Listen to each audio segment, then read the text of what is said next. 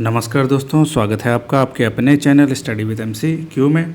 दोस्तों, पिछला जो वीडियो हम लाए थे उसमें हमने डिस्कस किया था यूपी पीसीएस का पेपर जो कि पिछले वर्ष हुआ था 2025 का, जिसमें जीएस के पेपर्स को हम कवर कर रहे थे।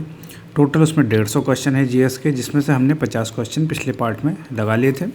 टेक्निकल एरर के कारण वो वीडियो पूरा हो नहीं पाया था, तो उससे आगे के क्वेश्चन हम कंप्लीट करेंगे। अगर आपने अभी तक वो वीडियो नहीं देखा है तो उसे ज़रूर से देख लें और उसके आगे के क्वेश्चन अब हम कंप्लीट करना शुरू करते हैं। बिल्कुल भी समय नहीं गवाते हुए शुरू करेंगे और देखते हैं। देखिए, ये सारे क्वेश्चन हम लोग कर चुके थे, है ना। अब हम इससे आगे वाला हमारा 50 क्वेश्चंस तक कंप्लीट हो गया था। 50 क्वेश्चन क्या था? रक्त के संदर्भ में निम्नलिखित में से कौन सा कथन सही है? ठीक है, ये वाला क्वेश्चन तक हमने कर लिया था, जिसका सही आंसर था ऑप्शन नंबर बी, 1 और 2 दोनों, कि रक्त प्लाज्मा और विभिन्न प्रकार की कोशिकाओं से बना होता है। हीमोग्लोबिन की उपस्थिति रक्त को लालिमा युक्त बनाती है। अब हम बढ़ते हैं अगले प्रश्न पर। अगला प्रश्न है 51वां। भारत के निम्नलिखित राज्यों को उनके क्षेत्रफल के आधार पर आरोही क्रम में व्यवस्थित कीजिए तथा नीचे दिए गए कूट से सही उत्तर चुनिए। दोस्तों, बहुत ही इंपॉर्टेंट है उत्तराखंड आयोग के लिए खासकर, क्योंकि इसमें जो चारों प्रदेश दिए गए हैं उसमें एक प्रदेश उत्तराखंड भी है। और आपका जो आगामी परीक्षा होने वाली है अक्टूबर में, उसमें ऐसे क्वेश्चन आपको ज़रूर दिखेंगे दोस्तों। तो देखते हैं, इनमें काफ़ी कम है, इनका एरिया काफ़ी आसपास रहता है, इसलिए इसमें हमेशा कन्फ्यूजन बना रहता है।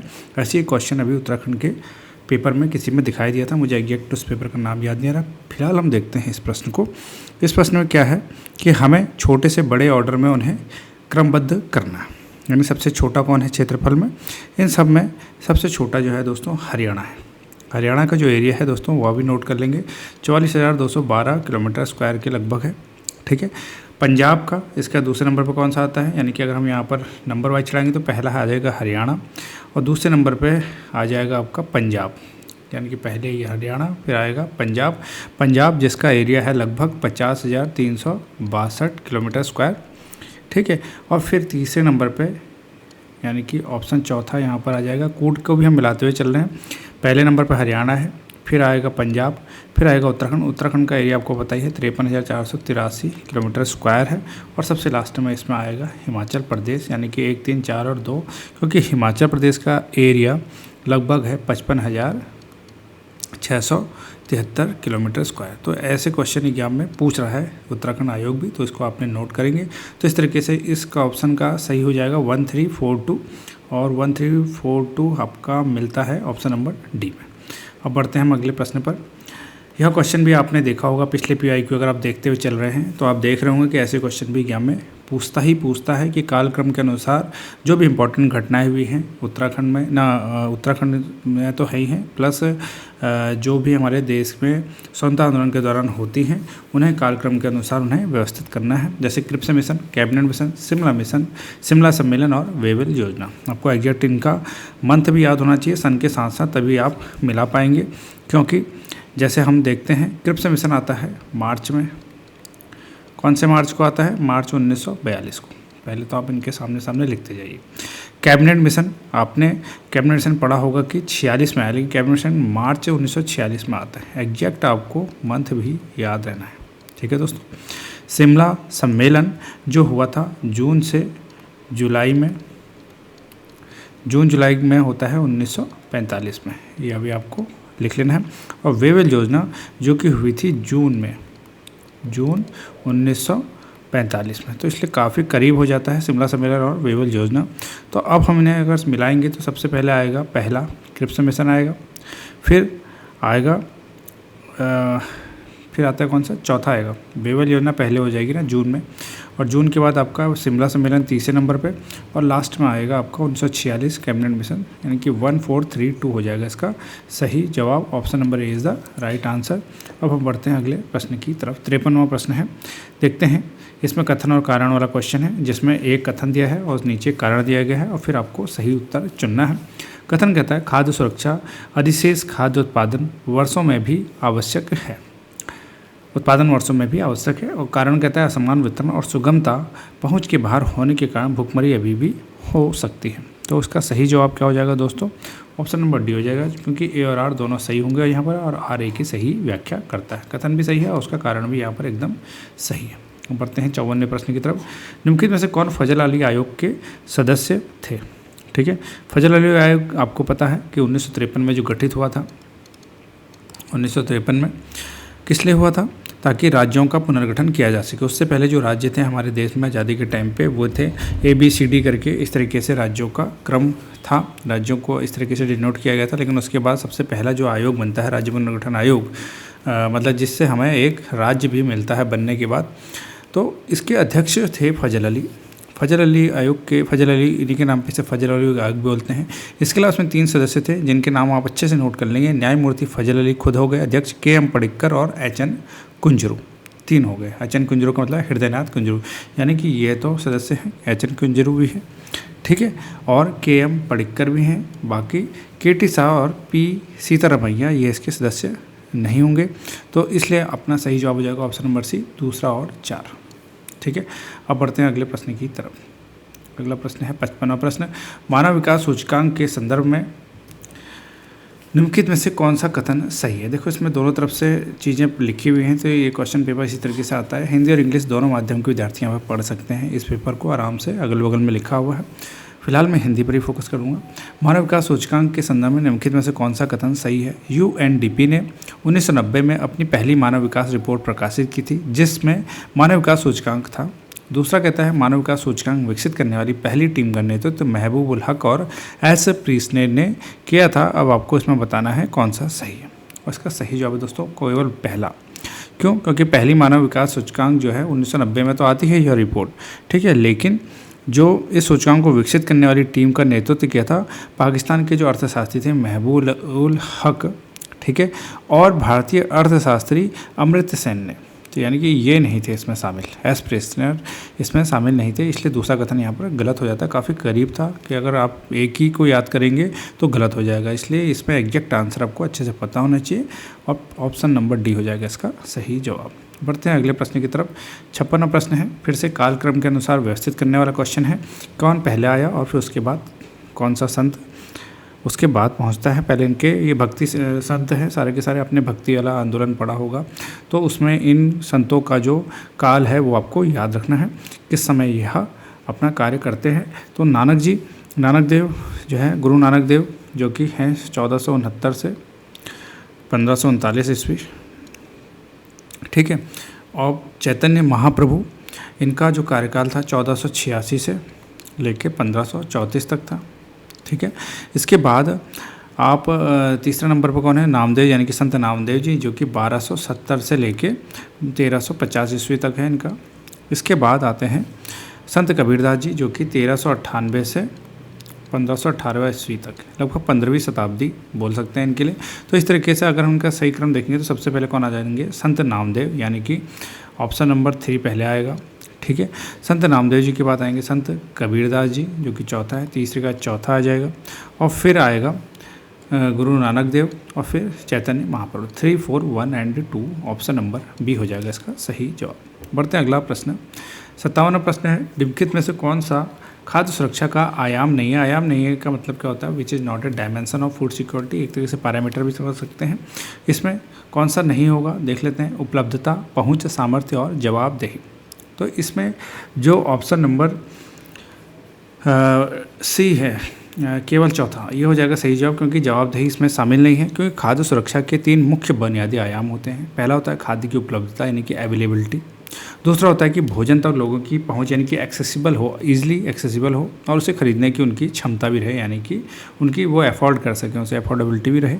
जवाबदेही यानी कि अकाउंटेबिलिटी इसका प्रत्यक्ष जो है आयाम नहीं है। ये तीनों तो इसके आयाम रहेंगे, इसलिए आपका ऑप्शन नंबर सी यहाँ पर सही जवाब हो जाएगा। अगला प्रश्न है, भारत के निम्नलिखित राष्ट्रपतियों के कार्यकाल पर विचार कीजिए और इन्हें सबसे पहले से आखिरी तक के सही कालक्रम के अनुसार क्रम में व्यवस्थित कीजिए। यूपी पीसीएस का पेपर देख रहे हैं, ऐसे क्वेश्चनों की भरमार है जिसमें आपको घटनाक्रम पता होना चाहिए, इतिहास में कौन सी घटना पहले हुई और कौन सी उसके बाद में हुई। सुमेलित करने वाले क्वेश्चन, यही क्वेश्चन का पैटर्न अब आयोगों ने अपना लिया है, तो इस पर आपको विशेष फोकस करना है। और देखते हैं किसका कार्यकाल कब से कब तक रहा। जैसे नीलम संजीव रेड्डी, ये थे 1977 से लेकर 1982 तक, ठीक है, ये राष्ट्रपति हैं भारत के। और KR नारायण, ठीक है, KR नारायण रहे थे 1997 से लेके 2002 तक। फिर अपने आते हैं APJ अब्दुल कलाम जी, जो कि APJ Abdul Kalam, doctor APJ Abdul Kalam थे 2002 से 2007 तक, ठीक है। और फिर आते हैं अपना जो R वेंकट रमन है, इनका जो कार्यकाल था 1997 से लेके 2002 तक था। तो इस तरीके से अब हम सन वाइज मिलाने के लिए आसानी से हम लोग इनको मिला सकते हैं, ठीक है। इससे मैंने कोई गलत तो नहीं बताया, R वेंकट रमन का मैंने गलत बता दिया, 1997 से 2002 नहीं होगा, R वेंकट रमन का था 1987 से 1992 तक, ठीक है। तो सबसे पहले हमारा इसमें कौन सा आ रहा है, देखिए 1977 से 1982 नीलम संजीव रेड्डी, यानी कि पहला तो हो ही जाएगा इसमें पहले नंबर पे। फिर कौन सा आएंगे, फिर चौथा नंबर आएगा, ठीक है। चौथे के बाद यानी R वेंकट रमन, ठीक है। चौथे के बाद अब हमारे सबसे मशहूर नहीं, इस समय दूसरे KR नारायण आ जाएंगे, और सबसे अंत में जो है APJ अब्दुल कलाम, जो कि 2002 से 2007 तक रहे थे। 1, 4, 2 और 3 ऑप्शन नंबर ए हो जाएगा इसका सही जवाब। नेक्स्ट क्वेश्चन देखते हैं, निम्नलिखित में से कौन से युग्म सही सुमेलित नहीं है। अम्ल दे रही है और अम्ल किस में पाया जाता है, वो युग्म दिया हुआ है, आपको बताना है कौन सा युग्म सही सुमेलित नहीं है, यानी कि इसमें से कौन सा गलत आपको दिया गया है वो आपको छांटना है। और इसका सही जवाब हो जाएगा ऑप्शन नंबर ये तीसरा जो है, तीसरा युग्म यानी कि ऑप्शन सी हो जाएगा सही जवाब, क्योंकि एसिटिक अम्ल आलू में नहीं पाया जाता है, एसिटिक अम्ल विनेगर में पाया जाता है, सिरका बोलते हैं इसे, उसमें पाया जाता है, तो आलू नहीं आएगा इसका, है ना। आलू में मुख्य रूप से क्या पाया जाता है, आलू में मुख्य रूप से कार्बोहाइड्रेट यानी स्टार्च पाया जाता है, ना कि एसिटिक अम्ल। बाकी लैक्टिक अम्ल दही में पाया जाता है, टार्टिक अम्ल अंगूर में पाया जाता है, ये दोनों के दोनों सही है, इसलिए आपका सही जवाब हो जाएगा ऑप्शन नंबर सी, केवल तीसरा। नेक्स्ट क्वेश्चन देखते हैं, निम्नलिखित में से कौन सा जिले उत्तर प्रदेश में देवी पाटन मंडल का हिस्सा है। बहुत ही इंपॉर्टेंट क्वेश्चन है दोस्तों, यूपी से रिलेटेड है, लेकिन यहाँ किसी भी एग्जाम में पूछा जा सकता है। उत्तर प्रदेश का जो देवी पाटन मंडल है, इसमें 4 जिले शामिल हैं, जिसका मुख्यालय भी आपको पता होना चाहिए, इसका मुख्यालय है गोंडा में, और 4 जिले इसमें शामिल हैं, जिसमें गोंडा, बहराइच, बलरामपुर और श्रावस्ती शामिल है। तो इसलिए जो बस्ती है इसमें शामिल नहीं है, ठीक है। बस्ती जो है जिला बस्ती मंडल का हिस्सा है, ना कि देवी पाटन मंडल का। तो इस तरीके से अपना सही जवाब हो जाएगा ऑप्शन नंबर डी, केवल 1, ठीक है। नहीं, मैंने कुछ गलत बताया क्या इसमें, एक बार देखें ऑप्शन हमने क्या क्या लिखे। गोंडा, एक तो गोंडा होना चाहिए इसमें, बहराइच है ही है, बहराइच के अलावा बलरामपुर और श्रावस्ती है। पूछ रहा है कौन सा हिस्सा है, पूछ रहा है हिस्सा है, पूछ रहा है नहीं वाला नहीं पूछ रहा है, ये मैंने गलत लिख दिया। इसमें पूछ रहा है कौन कौन हिस्सा है, यानी दूसरा और तीसरा इसके हिस्सा है, ऑप्शन नंबर बी हो जाएगा इसका सही जवाब, ठीक है। तो ध्यानपूर्वक देखेंगे, ऑप्शन बी है इसका राइट आंसर। बस्ती इसमें शामिल नहीं है। अगर क्वेश्चन इस तरीके से पूछ ले कि कौन सा इसमें शामिल नहीं है, तब उस समय यह प्रश्न का सही जवाब ऑप्शन डी होता। बढ़ते हैं अगले प्रश्न की तरफ। अगला प्रश्न है, सुएज नहर निम्नलिखित में से किसे जोड़ती है। 60वां प्रश्न, 61वां प्रश्न पर आ चुके हैं। ऑप्शन है अटलांटिक महासागर, लाल सागर, भूमध्य सागर या फिर हिंद महासागर। बहुत ही फेमस सुएज नहर, और इसका सही जवाब हो जाएगा लाल सागर को भूमध्य सागर से जोड़ती है, यानी कि ऑप्शन नंबर बी हो जाएगा राइट आंसर। नेक्स्ट क्वेश्चन है, निम्नलिखित में से किसने 2025 में अंतर्राष्ट्रीय बुकर पुरस्कार जीता, और इसका सही जवाब कौन सा हो जाएगा दोस्तों, ऑप्शन नंबर बानो मुश्ताक और दीपा भस्ती। ये आपने सुना ही होगा। इस बार का भी बुकर पुरस्कार, अंतर्राष्ट्रीय बुकर पुरस्कार की घोषणा हो गई है। अगर आपने पढ़ा है तो कमेंट बॉक्स में ज़रूर बताएंगे। फिलहाल इस प्रश्न का सही जवाब हो जाएगा ऑप्शन नंबर ए, 1 और 2, ठीक है।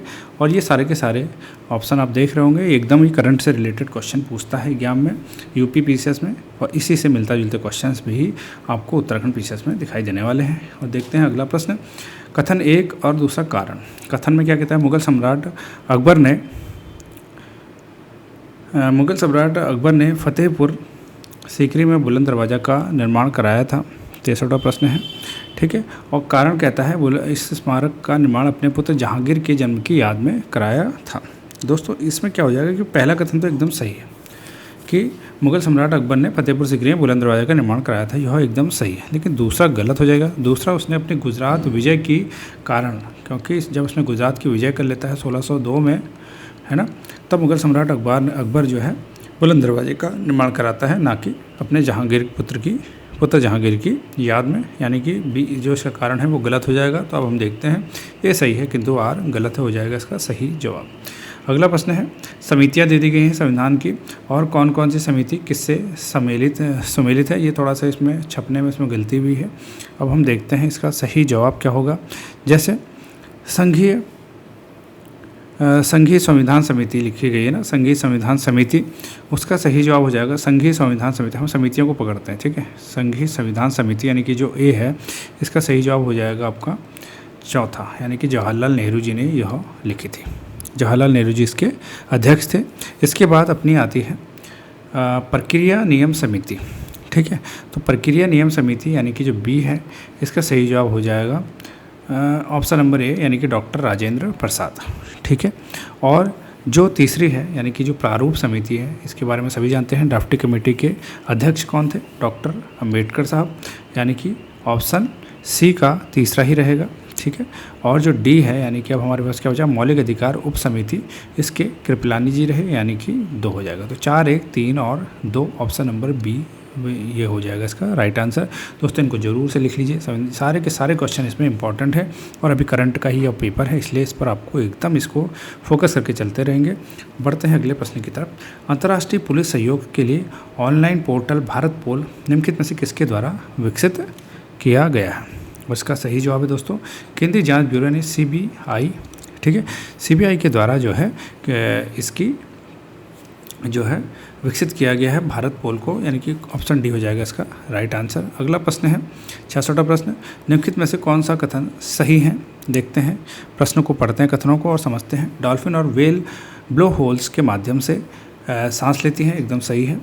केंचुए अपनी त्वचा के माध्यम से सही सांस लेते हैं, यह भी सही है, यानी कि केवल 1 और 2 दोनों के दोनों सही उत्तर हैं। कभी कभी क्वेश्चन जल्दीबाजी में गलत भी हो जाता है कि देखना कि सही या गलत पूछ रहा है, यहाँ पर जरूर देख लेना, ठीक है।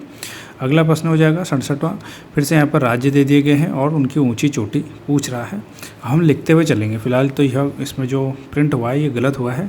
अब हम देखो, लेकिन ये क्वेश्चन आपने देखा होगा भूगोल में, पिछले जो पेपर्स हम सॉल्व करते आ रहे हैं, ऐसे क्वेश्चन पूछ रहा है, अक्सर पूछ रहा है। हम चलते चलेंगे, जैसे तमिलनाडु लिखा है, यानी कि ए है तमिलनाडु का जो सबसे उच्च शिखर है वो कौन है? वो है डोडा बेटी, यानी कि ऑप्शन 2 हो जाएगा। ये यहाँ पर लिखा हुआ है तमिलनाडु का डोडा बेटा, ठीक है। डोडा बेटा कहाँ पर है? तमिलनाडु में है, जो कि नीलगिरी पहाड़ियों में स्थित है। यह भी नोट कर लेना, कभी पूछता है डायरेक्ट क्वेश्चन कि नीलगिरी पहाड़ियों की सबसे ऊंची चोटी कौन सी है, तो डोडा बेटा उसे निकालेंगे। दूसरा लिखता है, देखिए एक ही क्वेश्चन में 4 क्वेश्चन छिपे हुए। राजस्थान की जो सर्वोच्च चोटी है वो कौन सी है?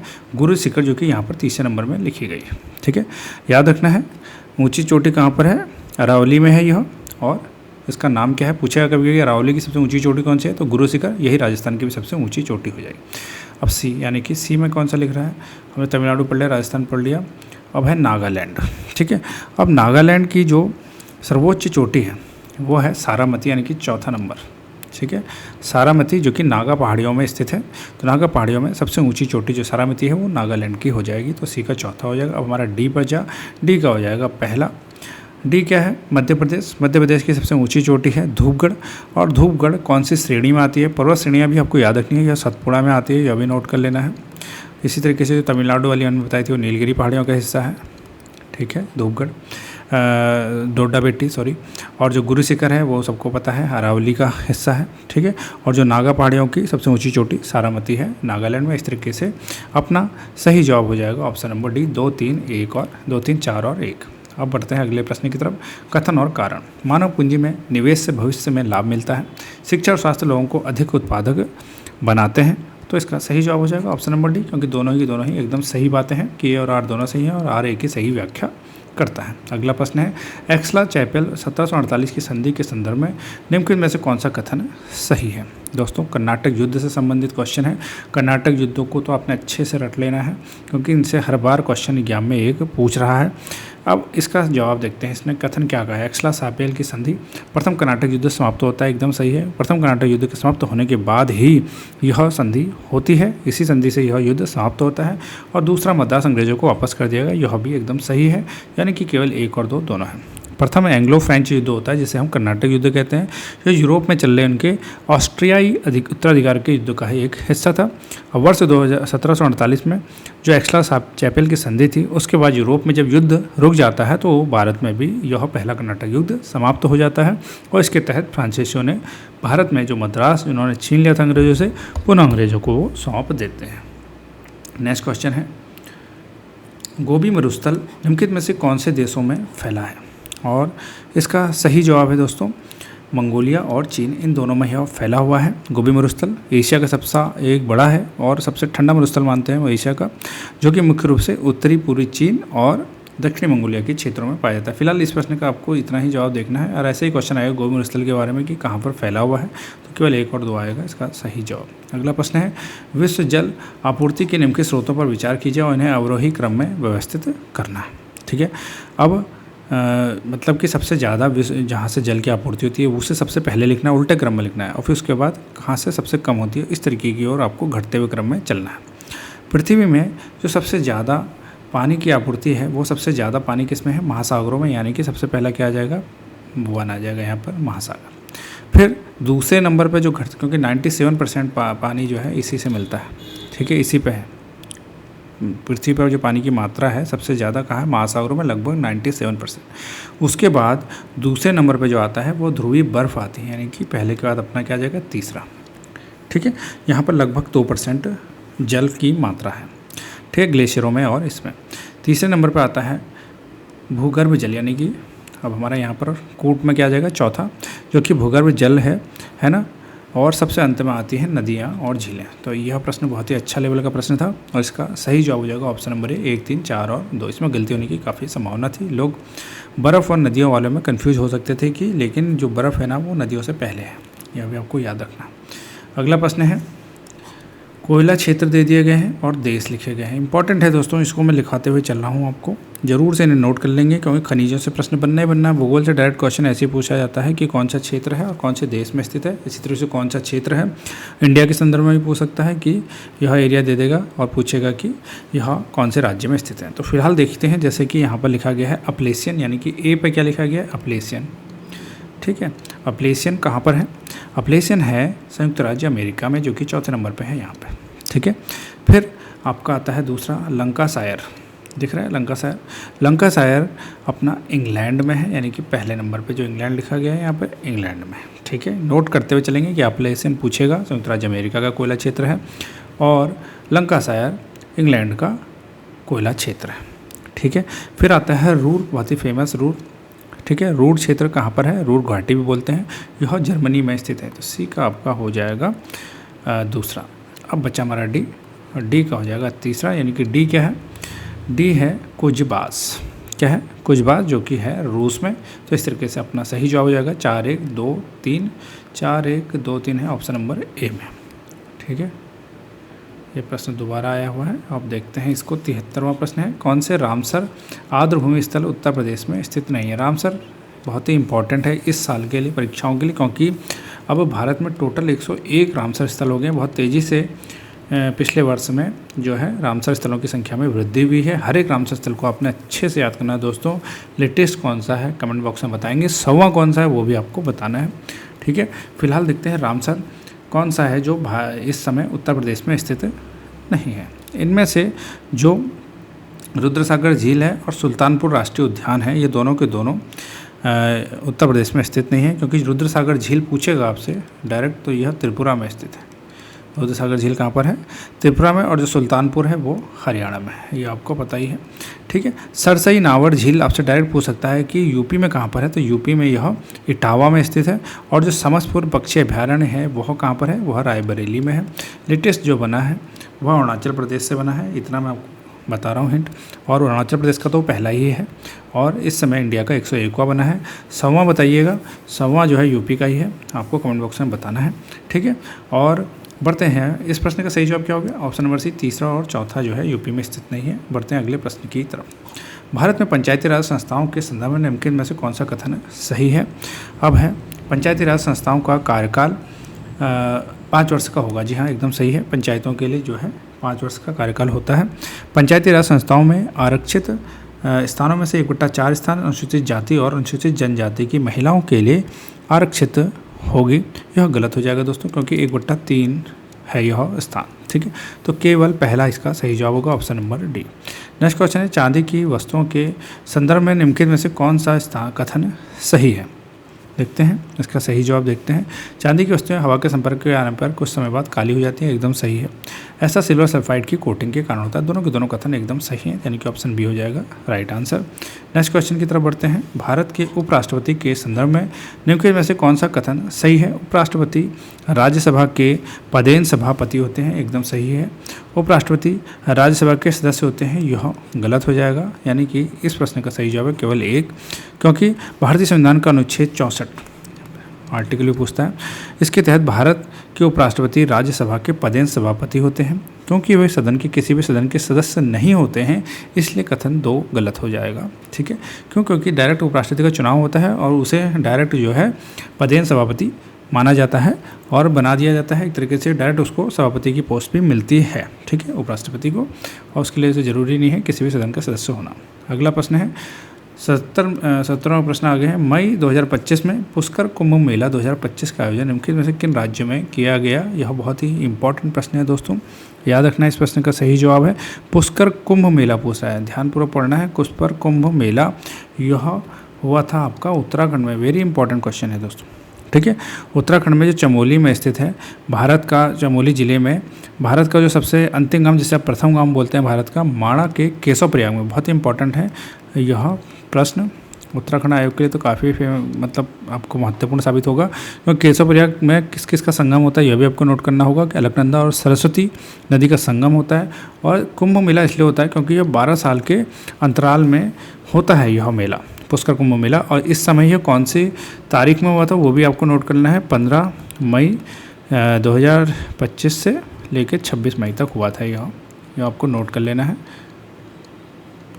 बहुत ही इंपॉर्टेंट प्रश्न है। इसका उद्घाटन पुष्कर सिंह धामी ने किया था, मुख्यमंत्री, वर्तमान मुख्यमंत्री हैं। स्थान अच्छे से नोट कर लीजिए, केशव प्रयाग, माणा गाँव, बद्रीनाथ गाँव के पास में, बद्रीनाथ धाम के पास है, चमोली में, उत्तराखंड में।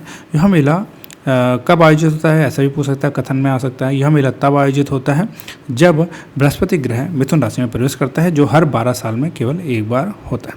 यहाँ का धार्मिक महत्व भी है कि यहीं पर महर्षि वेदव्यास ने तपस्या की थी, यह मान्यता है। इस आयोजन में विशेष रूप से दक्षिण भारत से जो वैष्णव श्रद्धालु हैं वो बड़ी संख्या में शामिल होते हैं। तो इसका सही जवाब हो जाए केवल तीसरा। Very very important. अगला प्रश्न है 78वां प्रश्न, अम्ल और क्षार के संदर्भ में कौन सा कथन सही है। अम्लीय विलयन 7 से अधिक pH का होता है। दोस्तों यह गलत लिख दिया, क्योंकि 7 से कम होना चाहिए अम्ल होने के लिए, pH में वैल्यू होनी चाहिए 7 से कम, और 7 से अधिक होगा तब वो होगा क्या, क्षारीय विलयन। यानी कि दोनों के दोनों ही कथन यहाँ पर क्या होंगे, गलत। तो इसमें से ना तो 1 ना तो 2, ऑप्शन सी हो जाएगा इसका राइट आंसर। अब बढ़ते हैं हम अगले प्रश्न की तरफ। यहाँ पर रेलवे मंडल लिखे गए हैं और उनके मुख्यालय हैं, और कहता है कि कौन से युग में इसमें से सही सुमेलित हैं। हम देखते हैं, उत्तर रेलवे का मुख्यालय नई दिल्ली है, यह तो सही है। उत्तर पूर्वी रेलवे का मुख्यालय गोरखपुर, गोरखपुर में है, यह सही हो जाएगा। पहला और दूसरा सही है। तीसरा क्या कहता है, दक्षिण पूर्वी रेलवे, इसका मुख्यालय कटक में नहीं है, कटक में ना होकर यह कलकत्ता में है, यह भी नोट कर लेंगे, कलकत्ता में है। तो इसलिए केवल 1 और 2 यह जोड़ा सही है। अब बढ़ते हैं अगले प्रश्न की तरफ। फिर से जो है सूची दे दी गई है, सम्राट के नाम है और जहाँ पर उनके मकबरा स्थित है वो आपको देखना। जैसे सबसे पहला लिखा है बाबर का मकबरा है 4थे नंबर पे काबुल में, ठीक है। बी पे क्या लिखा है, बी पे लिखा गया हुमायूं का मकबरा है दिल्ली में, जो कि यहाँ पर 30 नंबर पर लिखा गया है, ठीक है। अब तीसरा जो है जहांगीर, यानी सी पर है जहांगीर का है लाहौर में, यानी कि दूसरे नंबर पर। और डी जो है यहाँ पर लिखा गया है शाहजहाँ का मकबरा है आगरा में। तो 4 3 2 1 हो जाएगा इसका सही जवाब, ऑप्शन नंबर ए। अगला प्रश्न है मार्च 2025 में संयुक्त विशेष बल अभ्यास खंजर 12 भारत और निम्नलिखित में से किन देश के बीच आयोजित किया गया, ठीक है। भारत और यह किर्गिस्तान के मध्य में हुआ था यह आयोजन। तो इसका सही जवाब हो जाएगा केवल तीसरा, option number B. Next question है तट रेखा आवास और मूर्त आय के लिए मैंग्रोव पहल मिस्टी के संदर्भ में निम्नलिखित में से कौन सा कथन सही है। बहुत ही इंपॉर्टेंट है यह मिस्टी, जो कि यहाँ पर इसका देखिए लिखा भी हुआ है पूरा नाम, मैंग्रोव इनिशिएटिव फॉर शोर so line habits and tangible income very important है, इसका कभी कभी पूर्व फॉर्म भी पूछी जा सकती है। ठीक है, अब इसका क्या लिखा गया है, इसके बारे में कथन लिखा गया है। इसे वर्ष 2019 में इस वर्ष 2019 में प्रारंभ किया गया था और लिखता है इसका उद्देश्य मैंग्रोव वनों को पुनर्स्थापित करना है। तो इसका सही जवाब क्या होगा कि इसमें से सही कथन है केवल दूसरा, क्योंकि जो इस योजना का जो मुख्य उद्देश्य तो आपने समझ में आ गया कि भारत के जो समुद्री तटीय इलाकों में मैंग्रोव वन होते हैं उनको जो है संरक्षण करना है और वहाँ पर पौधारोपण करना है। और इस योजना की शुरुआत जो है 2023-24 में की गई थी। 2023-24 का जब बजट भाषण पेश हुआ था तो उसमें की गई थी, इसलिए यह हो जाएगा इसका गलत। ऑप्शन नंबर ए हो जाएगा सही जवाब, केवल दूसरा। अगला प्रश्न है कथन और कारण। कथन कहता है राष्ट्रीय एकता की अवधारणा में राजनीतिक, आर्थिक, सामाजिक, सांस्कृतिक और मनोवैज्ञानिक आयाम और उनके बीच आंतरिक संबंध शामिल हैं। ठीक है, यह तो सही हो गया। राष्ट्रीय एकता परिषद का गठन 1961 में अनेकता में एकता के सिद्धांत पर किया गया। यह दोनों चीज़ें अलग अलग बातें कह रही हैं। यहाँ राष्ट्रीय एकता परिषद की बात कर रहा है, यहाँ राष्ट्रीय एकता की अवधारणा की बात कर रहा है। दोनों का मेल नहीं है, हालांकि दोनों बातें अपने में सही हैं। तो इसका सही हो जाएगा ऑप्शन नंबर ए और आर दोनों सही हैं, लेकिन आर ए की सही व्याख्या नहीं करता। बढ़ते हैं 84वें प्रश्न की तरफ। एक सामान्य 80 किलोग्राम के व्यक्ति में पाए जाने वाले निम्नलिखित तत्वों पर विचार कीजिए और इन्हें बढ़ते हुए क्रम में व्यवस्थित करना है। यानी कि सबसे कम क्या पाया जाता है पहले वो लिखेंगे और फिर सबसे ज़्यादा क्या होता है, इस तरीके से हमें आगे बढ़ते हुए क्रम में चलना है। सोडियम, पोटेशियम, तांबा और लोहा। सबसे ज़्यादा अगर मात्रा में हम सबसे कम अगर सबसे पहले क्या करेंगे, मानव शरीर में जो खनिज तत्व हैं उनकी बढ़ता हुआ क्रम इस प्रकार रहेगा कि सबसे पहले जो सबसे कम पाया जाता है मानव शरीर में वह तांबा है, यानी कि तीसरा। ठीक है, तांबा अत्यंत सूक्ष्म मात्रा में पाया जाता है। और फिर आता है लोहा जो कि चौथे नंबर पर है। यहाँ पे लोहा लगभग 4 ग्राम के आसपास होता है मानव शरीर में। और फिर आता है सोडियम, यानी कि 1 नंबर वाला सोडियम लगभग 100 ग्राम है। ठीक है, और अंत में आता है यहाँ पर पोटाशियम, यानी कि दूसरा। पोटेशियम लगभग 140 ग्राम के आसपास होता है। तो इसलिए सही क्रम बना लिया हमने, 3, 4, 1 और 2। ऑप्शन नंबर बी हो जाएगा राइट आंसर। अगला प्रश्न है 85वां प्रश्न, कथन और कारण। ऑस्ट्रेलिया का भीतरी भाग मरुस्थलीय तथा अर्ध मरुस्थलीय है। ठीक है, यह एकदम सही कह रहा है। ठीक है, और दूसरा कहता है उत्तरी ऑस्ट्रेलिया समशीतोष्ण कटिबंध क्षेत्र में स्थित है, यानी कि टेम्परेट जोन में स्थित है, यह कह रहा है। और लेकिन यह गलत है। पहला कथन तो एकदम सही कह रहा है कि ऑस्ट्रेलिया महाद्वीप का जो मध्य और पश्चिमी भीतरी भाग है वो अत्यधिक शुष्क और मरुस्थलीय है, इसलिए पहला कथन तो अभी कथन जो है वो सही होगा। कारण इसलिए गलत हो जाएगा क्योंकि जो ऑस्ट्रेलिया है मुख्य रूप से ट्रॉपिकल में आता है। ठीक है, ट्रॉपिकल यानी कि उष्ण कटिबंध में, ना कि समशीतोष्ण में। किस में आता है? उष्ण कटिबंध में, जिसे कि ट्रॉपिकल भी बोला जाता है, ना कि समशीतोष्ण में। तो इस तरीके से हमारा सही जवाब क्या हो जाएगा? ऑप्शन नंबर बी ए सही है, लेकिन आर गलत है। अब बढ़ते हैं 86वें प्रश्न की तरफ, फिर से कथन और कारण वाला क्वेश्चन देखते हैं। सतत विकास लक्ष्यों की वैश्विक सफलता के लिए भारत की सफलता महत्वपूर्ण है। जी हाँ, एकदम सही है, क्योंकि भारत की इतनी बड़ी जनसंख्या है। ठीक है, कुल आबादी का लगभग 17 से 18% जो है हिस्सा है भारत में रहता है। इसलिए जब तक भूखमरी, गरीबी उन्मूलन और स्वास्थ्य जैसे जो SDG के जो लक्ष्य हैं वो पूरे नहीं होंगे, तब तक क्या होगा? यह योजना, यह जो लक्ष्य हैं यह पूरे नहीं होंगे। इसलिए इसका दूसरा कथन भी सही है, क्योंकि भारत में विश्व की कुल जनसंख्या का लगभग 6वां हिस्सा निवास करता है। ए और आर दोनों सही हैं और आर ए की सही व्याख्या करता है। ऑप्शन डी हो जाएगा राइट आंसर। अगला प्रश्न है, फिर से परिशोधनशालाएँ दे दी गई हैं। राज्यों की सूची बतानी है कि कौन से राज्य में कौन सी परिशोधनशाला स्थित है। जो कि आपने पढ़े होंगे, रिफाइनरीज बोलते हैं ना, रिफाइनरीज कहाँ कहाँ पर स्थित है उनके नाम लिख लेते हैं। बहुत ही इंपॉर्टेंट है दोस्तों, ऐसे ही क्वेश्चन आपको एग्जाम में दिखने वाले हैं। जैसे यहाँ पर लिखता है सबसे पहले नायरा, क्या लिखा है? नायरा। ठीक है, नायरा है आपका गुजरात में। ठीक, इसी तरीके से जो दूसरे नंबर पर यहाँ पर नायरा लिख दिया, नायरा के बाद आपका आ जाएगा मनाली, मनाली है। मनाली क्या है पूछ सकता है यहाँ पर? मनाली रिफाइनरी है, जो कि है तमिलनाडु में। ठीक है, और तीसरे पर जो लिखा है यहाँ पर नुमालीगढ़, लिखते हुए चलेंगे, नुमालीगढ़। नुमालीगढ़ कहाँ पर स्थित है? नुमालीगढ़ में स्थित है असम में, तो यह भी नोट कर लेंगे। फिर अगला है नुमालीगढ़ क्या? तातीपाका। तातीपाका आपका है आंध्र प्रदेश में, आंध्र प्रदेश में है तातीपाका। तो ये सबके सब कभी कोई डायरेक्ट क्वेश्चन पूछता है कि नायरा क्या है? नायरा क्या है? रिफाइनरी है, जो कि स्थित है गुजरात में। मनाली क्या है? मनाली एक रिफाइनरी है जो कि तमिलनाडु में स्थित है। रिफाइनरी के संदर्भ में अगर क्वेश्चन आएगा डायरेक्ट तो तमिलनाडु में आ जाएगा। मनाली की सुनते ही गए हैं, हिमाचल नहीं मानना है। नुमालीगढ़ अगर पूछ लेगा तो यह असम में स्थित एक परिशोधनशाला यानी कि रिफाइनरी है। और तातीपाक आपका आंध्र प्रदेश में। काफ़ी क्वेश्चन इसमें आपको मिलेंगे, काफ़ी आपका जीएस इससे कवर भी होगा दोस्तों। तो इसका सही जवाब हो जाएगा ऑप्शन नंबर सी, 2, 4, 1, 3। अब बढ़ते हैं अगले प्रश्न की तरफ। 88वां प्रश्न है, समस्थानिक जो कि आपने पढ़ा होगा आइसोटोप बोलते हैं, इनके संदर्भ में कौन सा कथन सही है? समान परमाणु क्रमांक किंतु अलग परमाणु द्रव्यमान वाले परमाणुओं को समस्थानिक कहते हैं, एकदम सही डेफिनेशन है। दूसरा कहता है प्रोटियम, ड्यूटेरियम और ट्रिटियम कार्बन के समस्थानिक हैं, यह हो जाएगा आपका गलत। ठीक है, क्योंकि हमने अभी पढ़ा था एटॉमिक नंबर जिनके समान होते हैं और परमाणु भार जो है यानी कि द्रव्यमान भिन्न होता है उन्हें हम क्या कहते हैं? समस्थानिक। दूसरे कथन को गलत होने के कारण यह है कि प्रोटेरियम और ड्यूटेरियम और ट्रिटियम जो है यह हाइड्रोजन के, यह कार्बन के नहीं हाइड्रोजन के होते हैं। ठीक है, हाइड्रोजन के समस्थानिक होते हैं। कार्बन के समस्थानिक तो C12 और C14 होते हैं। तो इसलिए अपना सही जवाब हो जाएगा ऑप्शन नंबर डी, केवल 1। नेक्स्ट क्वेश्चन की तरफ बढ़ते हैं। 89वां प्रश्न, पारिस्थितिकी तंत्र के संदर्भ में कौन सा कथन सही है? कथन 1 कहता है हरे पौधे स्थलीय पारिस्थितिकी तंत्र में अपनी पत्तियों पर पड़ने वाली सूर्य की रोशनी की लगभग 1% ऊर्जा को ग्रहण करते हैं, एकदम सही है। और लगभग 10% कार्बनिक पदार्थ उपभोक्ताओं के वो अगले उच्च स्तर पर होता है, यह भी सही है, यानी कि 1 और 2 दोनों सही हो जाएगा। खाद्य श्रृंखला में जो उत्पादक होते हैं यानी कि हरे पौधे सौर ऊर्जा का केवल 1% भाग ही प्रकाश संश्लेषण के द्वारा रासायनिक ऊर्जा में बदलते हैं। इसके बाद जो हमने 10% का लॉ पढ़ा होगा, लिंडमैन का 10% का लॉ है, जिसके अनुसार हर एक जो अगला पोषण स्तर है खाद्य श्रृंखला में उसमें केवल 10% ऊर्जा ही नेक्स्ट लेवल तक पहुंचती है। इसलिए ऑप्शन नंबर बी हो जाएगा इसका राइट आंसर। नेक्स्ट क्वेश्चन है, फिर से पत्तन दे दिए गए हैं यानी कि पोर्ट्स, और यह पोर्ट्स कौन से राज्य में स्थित हैं यह आपको मिलाना है। जैसे पारादीप यानी कि ए, पारादीप आपका कहाँ पर स्थित है? पारादीप है उड़ीसा में, यानी कि ए के आगे क्या आ जाएगा? तीसरा। ठीक है, तूतीकोरन फेमस है तमिलनाडु में, यानी कि बी के आगे आ जाएगा 1।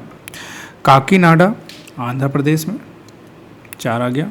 और अल्पुझा आपका केरल में, यानी कि 2 आ जाएगा। 3, 1, 4, 2 ऑप्शन नंबर सी हो जाएगा इसका राइट आंसर। अगला प्रश्न है, फिर से आ गया है घटनाओं को जो है कार्यक्रम के अनुसार व्यवस्थित करना है, जिसमें कन्नौज का युद्ध, दोराहा का युद्ध, सामूगढ़ का युद्ध और चौसा का युद्ध। वेरी इंपॉर्टेंट, बहुत बार एग्जाम में है, बहुत बार यह एग्जाम में रिपीट होता है। दोराहा का युद्ध या दोरहिया का भी युद्ध बोलते हैं। कन्नौज का युद्ध कब होता है? अच्छा चलो मैं इसको डायरेक्ट जो है मिलाते हुए चलते हैं। सबसे पहले कौन सा होता है यह हम मिलाते हुए चलते हैं।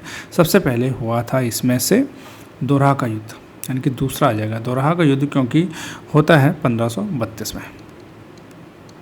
कब होता है? 1532 में, यानी कि सबसे पहले हम 2 लिख देंगे यहाँ पे। ठीक है, जो कि हुमायूं का होता है महमूद लोदी के साथ। फिर आता है चौसा का युद्ध। चौसा का युद्ध हुआ था, यानी कि चौथे नंबर वाला यहाँ पर लिखा गया है, चौसा का युद्ध, जो कि 1539 में होता है हुमायूं का शेरशाह सूरी के साथ। फिर आता है कन्नौज का युद्ध, यानी कि यहाँ पर जो पहले नंबर पे है कन्नौज का युद्ध, यानी कि इसे बिलग्राम का युद्ध भी बोला जाता है, 1540 में हुआ था। ठीक है, 1540 में होता है यह युद्ध हुमायूं के साथ ही फिर से शेरशाह का। और अगला जो है लास्ट में सामूगढ़ का युद्ध। हर एक युद्ध को अच्छे से आपने सन वाई याद करना है। सामूगढ़ का युद्ध जो कि हुआ था आपका 1658 ईस्वी में, उत्तराधिकार का युद्ध था शाहजहाँ के बेटों के बीच में, औरंगजेब और दारा सिकोह के बीच में यह उत्तराधिकार का युद्ध हुआ था। तो इस तरीके से सही जवाब क्या हो जाएगा?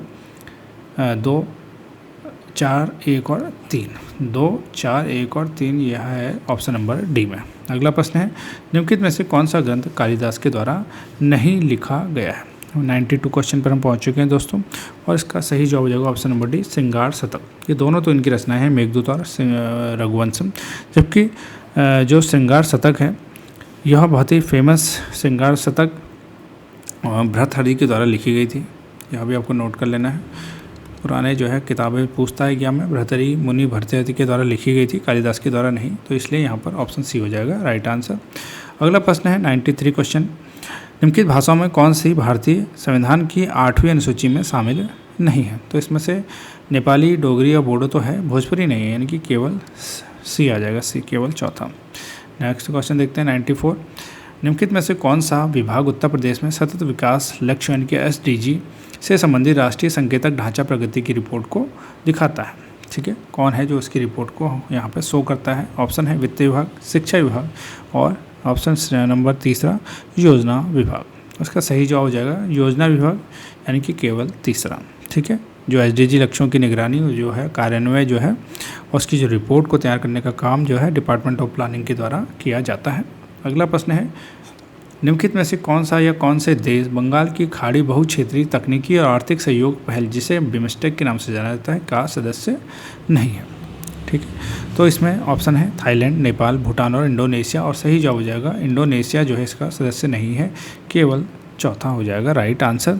बिमस्टेक जो है बंगाल की खाड़ी के पास में जो भी देश स्थित हैं, ठीक है, उसमें 7 सदस्य देश शामिल हैं, जैसे बांग्लादेश, भूटान, भारत, म्यांमार, नेपाल हो गया, श्रीलंका हो गया और थाईलैंड है इसमें शामिल है, लेकिन इंडोनेशिया इसका सदस्य नहीं है। हालांकि इंडोनेशिया आसियान का सदस्य है, अगर आसियान पूछता तो उसमें इंडोनेशिया शामिल है।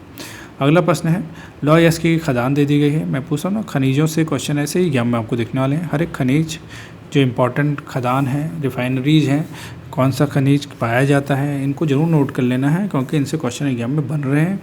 अब जैसे लिखता है गुरु महिसानी, जो गुरु महिसानी आपका उड़ीसा में है, यानी कि तीसरा आ जाएगा। ठीक है, फिर बैलाडीला की खाने बहुत ही इंपॉर्टेंट है। बैलाडीला आपकी कहाँ मिलती है? छत्तीसगढ़ में।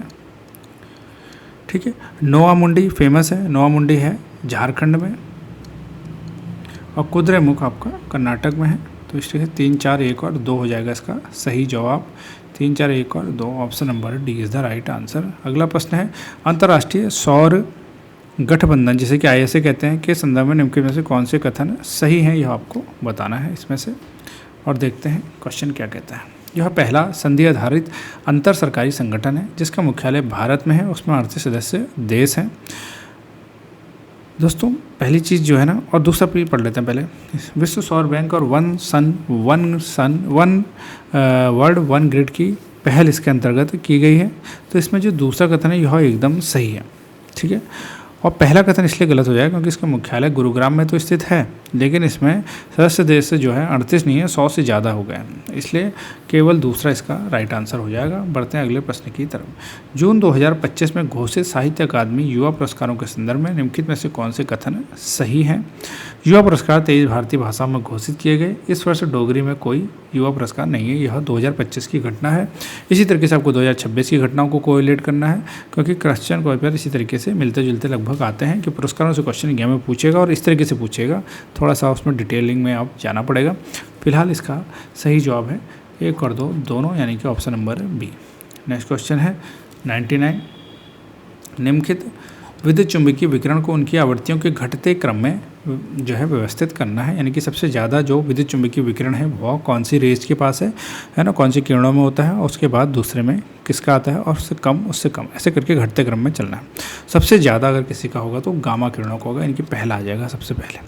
उसके बाद आएंगी एक्सरेज यानी चौथा, फिर आएंगी पराबैंगनी किरणें जिसे अल्ट्रावायलेट कहते हैं दूसरा, और लास्ट में आएंगी रेडियो तरंगे यानी कि तीसरा, यानी कि 1, 4, 2 और 3 हो जाएगा इसका right answer option B. Next question है 100वें प्रश्न पर पहुंच चुके हैं दोस्तों। कथन और कारण वाले क्वेश्चन भरमार है इन क्वेश्चंस की। अब ऐसे ही क्वेश्चन PCS पूछने लगा है, आपको एकदम मेंटली प्रिपेयर रहना है कि ऐसे ही क्वेश्चन एग्जाम में दिखने वाले हैं।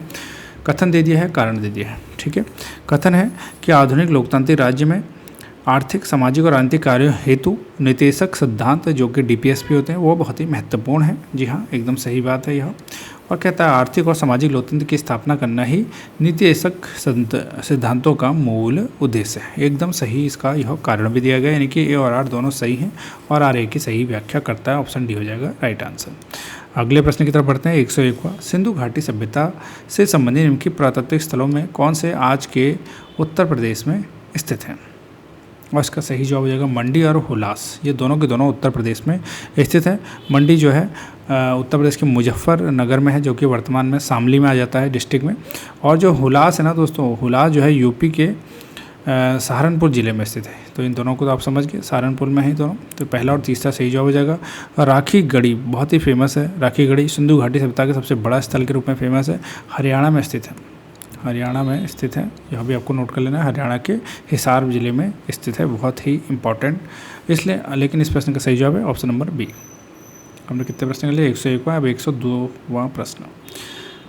पद्म विभूषण देखिए कैसे कैसे क्वेश्चन आते हैं। पद्म विभूषण पूछा है 2025 के, और उनके विजेताओं को मिलाने के लिए कह रहा है। तो इस बार जो पद्म भूषण मिले हैं, पद्मश्री वाले, पद्मश्री, पद्म विभूषण जिन जिनको मिला है उनको तो आपने ज़रूर देख लेना है, क्योंकि पद्म विभूषण इस साल कितने लोगों को मिला, पहले आप इस साल का बताइए, क्योंकि ये 2025 का है तो हो सकता है कि इस बार ये नहीं आएगा इस तरह का क्वेश्चन, लेकिन 2026 का तो आपको पता रहना है। ठीक है, चलो फिलहाल इस प्रश्न को तो हम सही करते हैं। व्यापार और उद्योग, ठीक है, व्यापार उद्योग के लिए पता है आपको, ए का हो जाएगा आपका सुजुकी जी को मिला है, ऑप्शन नंबर 2 हो जाएगा इसमें। साहित्य और शिक्षा के लिए जो TM वासुदेव नायर हैं, यानी कि इसमें तीसरा आ जाएगा। दवा के लिए आप क्या जाएंगे, नागेश्वर रेड्डी, यानी कि चौथा। और कला के लिए लक्ष्मी नारायण सुब्रमण्यम, ऑप्शन नंबर 1। ठीक है, जो सुजुकी मोटर कॉर्पोरेशन के हैं ओसामू सुजुकी है ना, मलयालम लेखक है MT वासुदेवन नायर, और जो नागेश्वर रेड्डी हैं ये बहुत ही विख्यात जो है चिकित्सक हैं, और जो वायलिन वादक हैं एल सुब्रमण्यम कला के क्षेत्र से जुड़े हुए हैं, है ना, वायलिन वादक हैं, इंपॉर्टेंट है। इसी तरीके से इस साल कैसे आए हैं क्वेश्चन वो भी आपको मिलाना है, और देखते हैं इस प्रश्न का सही जवाब हो जाएगा अब हमारा ऑप्शन नंबर C, 2, 3, 4 और 1। अगला प्रश्न है, निम्नलिखित कथन और कारण दिए गए हैं। हिमालय पर्वत में विभिन्न प्रकार की वनस्पतियाँ पाई जाती हैं, और हिमालय में ऊंचाई के साथ जलवायु में भिन्नता है। दोनों के दोनों सही है, यानी कि A और R एकदम सही है, और R A की सही व्याख्या करता है। 104 प्रश्न है, सामान्यतः सीसा और टिन की मिश्र धातु का प्रयोग फ्यूज तार के पदार्थ के रूप में किया जाता है। जी हाँ, एकदम सही कथन है यह भी। कारण कहता है सीसा व टिन की मिश्र धातु का गलनांक तांबे और एल्यूमिनियम के गलनांक से अधिक होता है। तो यहाँ पर क्या है, यह गलत हो जाएगा, कारण इसका गलत हो जाएगा। केवल A सही है और R गलत हो जाएगा, ऑप्शन B। ठीक है, क्योंकि इसका गलनांक बहुत कम होता है ना, अधिक नहीं होता है इसका, सीसा और टिन की मिश्र धातु का। ठीक है, क्योंकि जैसे शॉर्ट सर्किट हो जिससे कि तुरंत पिघल जाए, इसके कारण जो है तांबे और एल्यूमिनियम से अधिक गलनांक वाला इसमें जो बताया गया वो गलत बताया गया, कम होता है, इसलिए ताकि जो इसका प्रतिरोध एकदम, यहाँ पर गलनांक के जो पर लिखता प्रतिरोध अगर ज़्यादा है यह लिख देता तो यह सही हो जाता, क्योंकि प्रतिरोध ज़्यादा होने और गलनांक बहुत कम होने के कारण तुरंत पिघल जाता है, जिससे कि शॉर्ट सर्किट का खतरा कम हो जाता। बढ़ते हैं अगले प्रश्न की तरफ। अब है अगला प्रश्न, गवर्नर दे दिए गए हैं, उनके महत्वपूर्ण कार्य क्या थे उससे आपको मिलाना है। जैसे कि A पर लिखा गया है लाल डलहौजी का डॉक्ट्रिन और लैब्स आपने फेमस है, यानी कि चौथा नंबर। व्यवगत का सिद्धांत, लॉर्ड कर्जन किसके लिए फेमस है, कुख्यात है एक तरीके से तो बंगाल के विभाजन के लिए। लॉर्ड विलियम बेंटिंग ने सती प्रथा का उन्मूलन किया था, और लॉर्ड कॉर्नवालिस बंगाल का स्थायी बंदोबस्त करता। तो 4, 3, 2 और 1 हो जाएगा इसका सही जवाब, ऑप्शन नंबर D। अगला प्रश्न देखते हैं 106। संसद की संयुक्त बैठक के संदर्भ में निम्नलिखित में से कौन सा कथन सही है। ठीक है, भारत के संविधान के अनुच्छेद 109 संसद की संयुक्त बैठक का प्रावधान करता है, एकदम गलत लिखा गया, क्योंकि आर्टिकल 108 में इसका जिक्र किया गया। दूसरा कहता है संविधान संशोधन विधेयक को पारित करने के लिए संसद की संयुक्त बैठक आहूत की जा सकती है, यह भी गलत हो गया है, क्योंकि संविधान संशोधन विधेयक को और धन विधेयकों के मामले में दोनों सदनों की जो संयुक्त बैठक है उसे बुलाने का कोई भी प्रावधान नहीं है, इसलिए यह दोनों के दोनों गलत हो जाएंगे। यहाँ पर ऑप्शन C हो जाएगा इसका राइट आंसर। अगला प्रश्न है, अपिको आंदोलन निम्नलिखित में से किन भारतीय राज्यों से संबंधित है। बहुत ही इंपॉर्टेंट है, आपने चिपको आंदोलन सुना होगा, यहाँ पर एपिको आंदोलन है, तो इसलिए उत्तराखंड वालों को तो एकदम इसमें से फोकस करना होगा कि इस प्रश्न का सही जवाब क्या है। इस प्रश्न का सही जवाब हो जाएगा दोस्तों, कर्नाटक में यह आंदोलन हुआ था, यानी कि केवल चौथा इसका राइट आंसर है। अपिको आंदोलन होता है 1983 में। ठीक है, 1983 में जो उत्तर कन्नड़ जिला है कर्नाटक का, वहाँ पर वनों की कटाई को रोकने के लिए इसे शुरू किया गया था। क्योंकि यह उत्तर भारत का चिपको आंदोलन से प्रेरित था, तो कन्नड़ भाषा में इसको अपिको कहते हैं। अपिको का मतलब होता है गले लगाना, तो उसी की तरीके का यह एक आंदोलन था जिसको कि कर्नाटक में किया गया था 1983 में। अगला प्रश्न है, निम्नलिखित में से कौन सा भारतीय उपन्यासकार और पत्रकार 2026 के अंतर्राष्ट्रीय बुकर पुरस्कार की 5 सदस्यीय जूरी का हिस्सा है। और इसका सही जवाब हो जाएगा दोस्तों नीलांजना S. रॉय। ठीक है, जो कि पत्रकार भी हैं भारतीय और आलोचक और उपन्यासकार भी हैं। इनको 2026 का जो अंतर्नेशनल बुकर प्राइज़ है उसके जो निर्वाचक मंडल में शामिल किया गया है, तो केवल तीसरा हो जाएगा इसका राइट आंसर। इस साल किसको मिला है इंटरनेशनल बुकर पुरस्कार, कमेंट बॉक्स में जरूर बताना है। नेक्स्ट क्वेश्चन है 109वां, भारत वन स्थिति रिपोर्ट के अनुसार उत्तर प्रदेश के क्षेत्रफल में किन जिलों में कुल क्षेत्रफल के 20% से अधिक पर वन है। इस तरीके से क्वेश्चन आपको जैसे यूपी से आ रहा है, ऐसे क्वेश्चन आपका उत्तराखंड के लिए भी पूछेगा कि किस जिले का वन क्षेत्रफल सबसे अधिक परसेंटेज में सबसे ज़्यादा है। कमेंट बॉक्स में बताइएगा जो मैंने क्वेश्चन पूछा है उसका सही जवाब कि उत्तराखंड में कौन से जिले का इस रिपोर्ट के अनुसार जो लेटेस्ट रिपोर्ट आई है 1% सबसे ज़्यादा है क्षेत्रफल में। ठीक है, तो फिलहाल इस प्रश्न का सही जवाब हम देते हैं। इसका सही जवाब है चंदौली और Shravasti, option number B is the right answer. Next question है उत्तर प्रदेश के निम्नलिखित में से कौन सा जिला उत्तर प्रदेश के केवल एक अन्य जिले के साथ अपनी सीमा को साझा करता है? तो इसका सही जवाब है ऑप्शन नंबर 1 ललितपुर। उत्तर प्रदेश का जो ललितपुर जिला है 3 ओर से एमपी से घिरा हुआ है और जबकि उत्तर प्रदेश का केवल एकमात्र जिले झांसी से वह अपनी प्रांतीय सीमा साझा करता है। ठीक है, यह आपको नोट कर लेना है। बाकी जो सहारनपुर और सोनभद्र जिले हैं वो उत्तर प्रदेश के एक से अधिक जिलों से अपनी सीमा साझा करते हैं, तो इसलिए ऑप्शन नंबर डी हो जाएगा इसका राइट आंसर। अगला प्रश्न है गरीबी से संबंधित जो ये समितियाँ बनी हैं इनको कालक्रम के अनुसार अपने व्यवस्थित करना है। कौन सी समिति कब बनी यह इस तरीके से आपको नोट करना है। ठीक है, अब देखो इसमें सबसे पहली जो बनी है, अगर इन चारों समितियों को हम ध्यानपूर्वक देखें, लकड़ावाला समिति, रंगराजन समिति, तेंदुलकर समिति और दांडेकर रथ समिति, इनको अच्छे से नोट कर लीजिए क्योंकि ऐसा भी पूछ सकता है कि लकड़ावाला समिति किससे संबंधित थी, रंगराजन समिति किससे संबंधित थी। तो गरीबी के आकलन करने के लिए इन्हें गठित किया गया था। इन सब में सबसे पहली जो थी दांडेकर और रथ समिति जो कि 1971 में गठित की गई थी, यानी कि सबसे पहले हम 4 लिखेंगे। ठीक, फिर आता है लकड़ावाला समिति यानी कि पहला लकड़ावाला समिति जो कि होती है 1989 में। फिर आता है तेंदुलकर समिति यानी कि अब हम लिखेंगे इसमें तीसरा, तेंदुलकर समिति सन 2005 में गठित होती है। और जो रंगराजन समिति है दोस्तों यह 2012 में बनी थी। तो इस तरीके से 4 1 3 2 हो जाएगा right answer option number D. अगला प्रश्न है ब्राज़ील के संदर्भ में निम्नलिखित में से कौन सा कथन सही है? Very very important. ब्राज़ील के भूमध्यरेखीय वर्षा वनों को सेल्वा कहते हैं। जी हाँ, एकदम सही है, यह सेल्वा ही कहते हैं। अमेजन वाला जो क्षेत्र है वहाँ के वर्षा वनों को सेल्वा कहा जाता है। यहाँ की गहरे काले रंग की उपजाऊ भूमि को टेरा रोक्सा कहते हैं। यह भी एकदम इसका राइट है, यह जो स्टेटमेंट है यह भी एकदम करेक्ट है। तो इस तरीके से 1 और 2 दोनों के दोनों हो जाएंगे यहाँ पर राइट आंसर। बढ़ते हैं दोस्तों अगले प्रश्न की तरफ। अगला प्रश्न है हमारा 113वां प्रश्न, कथन और कारण।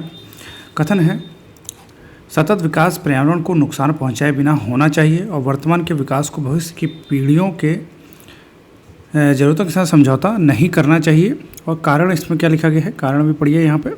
एजेंडा 21 पर विश्व नेताओं द्वारा 1995 में हस्ताक्षर किए गए।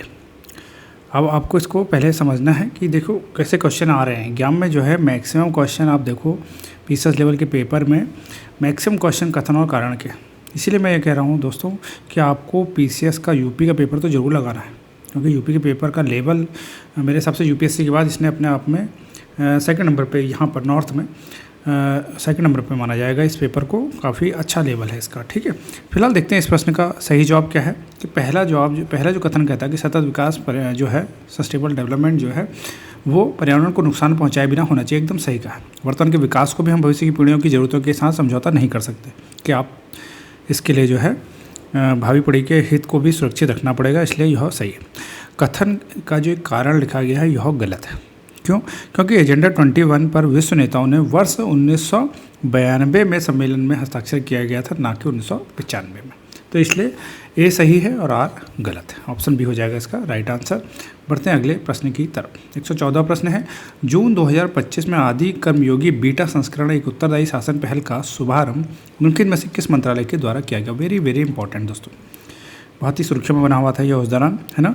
और इसका सही जवाब है दोस्तों, क्योंकि आदि कर्मयोगी लिखा गया है इसी से आप समझ जाएंगे। इसका सही जवाब हो जाएगा जनजातीय कार्य मंत्रालय, जो कि जनजातीय समुदायों के कल्याण, प्रशासनिक दक्षता और उनकी जो सरकारी योजनाओं की जो बेहतर पहुंच है हो सके, उन तक ईजिली वो वहां तक पहुंच सके कि सरकारी योजनाओं का लाभ ले सके, इसके लिए आदि कर्मयोगी बीटा संस्करण का शुभारंभ किया गया था जनजातीय कार्य मंत्रालय के द्वारा, यानी कि मिनिस्ट्री ऑफ ट्राइबल अफेयर्स के द्वारा।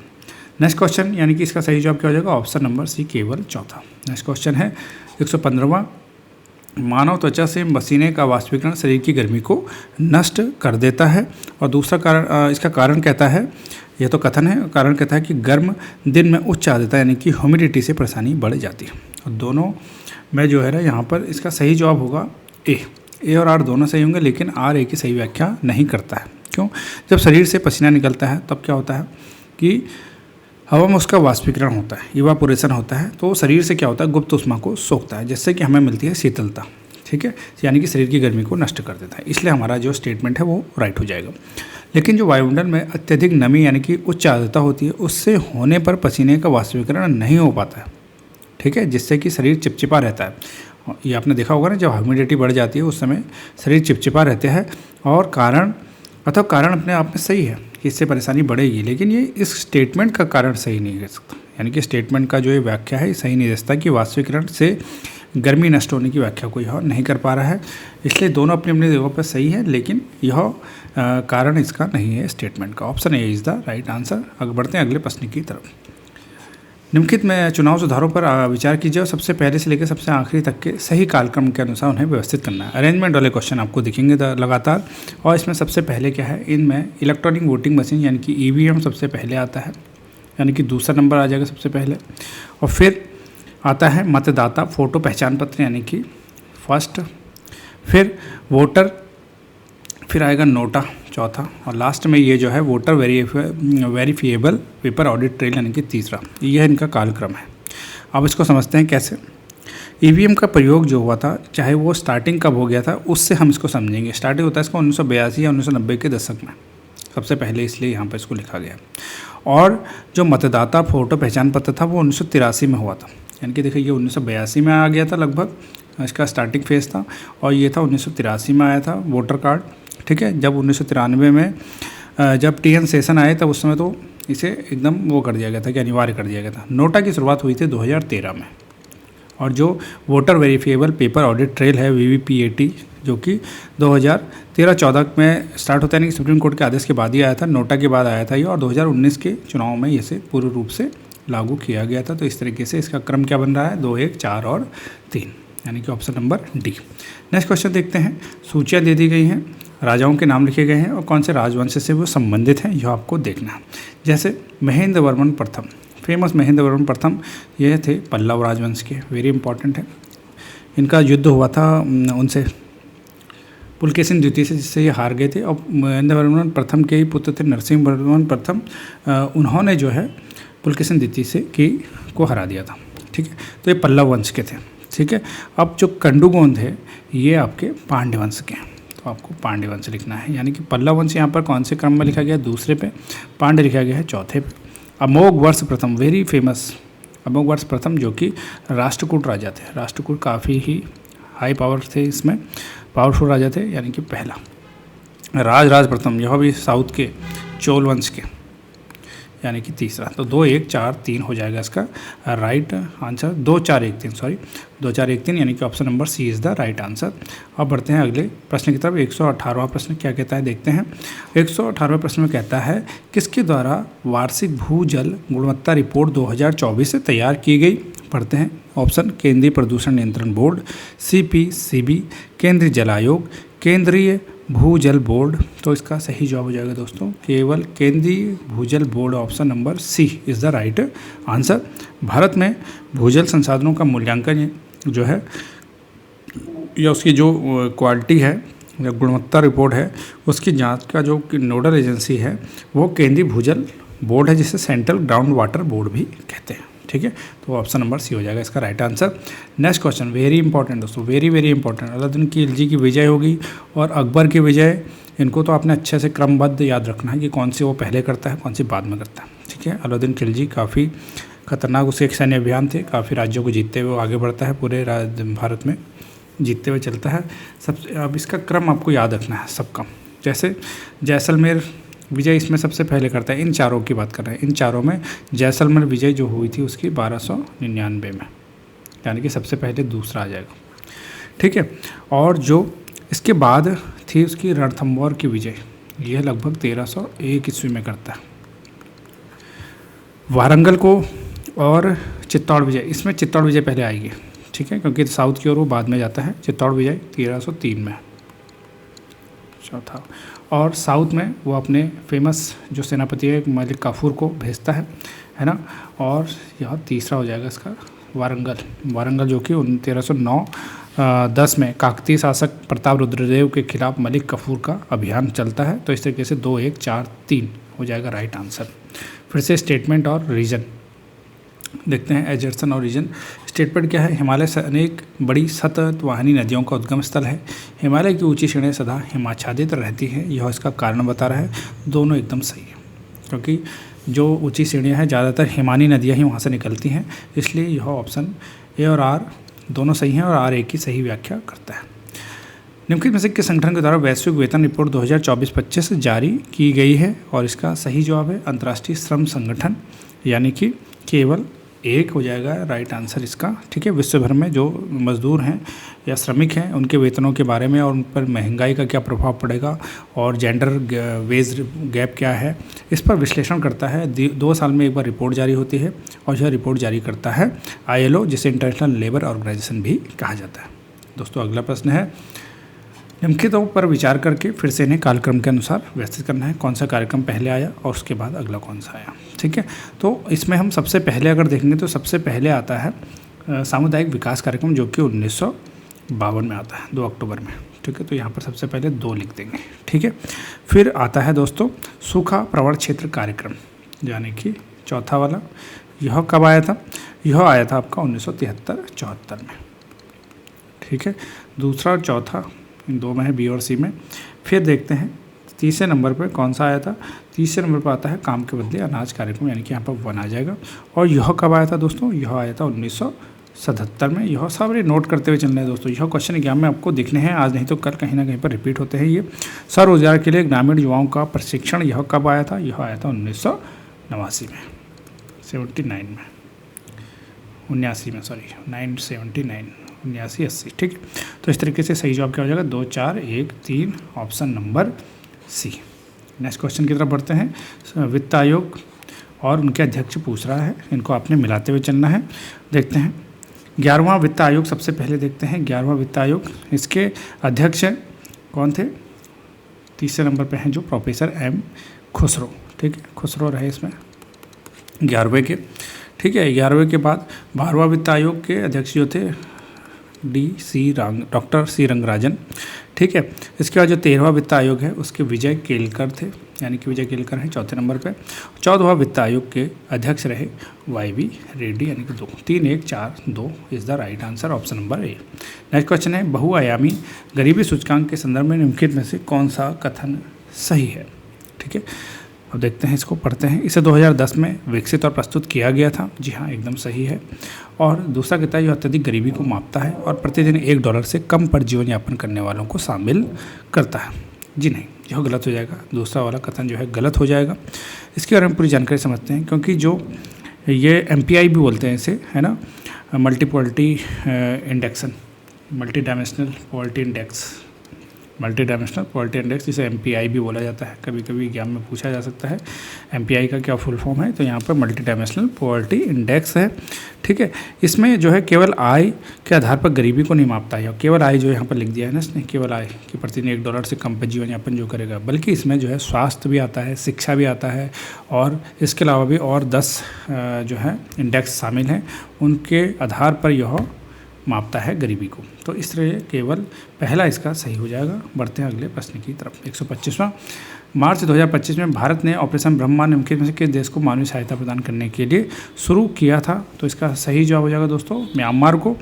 म्यांमार जब मार्च 2025 में म्यांमार में जो है आंतरिक संकट आया था, उस समय जो है भारत ने क्या किया था कि भोजन, दवाइयाँ और अन्य जीवन रक्षक सामग्री की आपातकालीन मानवीय सहायता पहुँचाई थी। तो केवल दूसरा हो जाएगा इसका सही जवाब।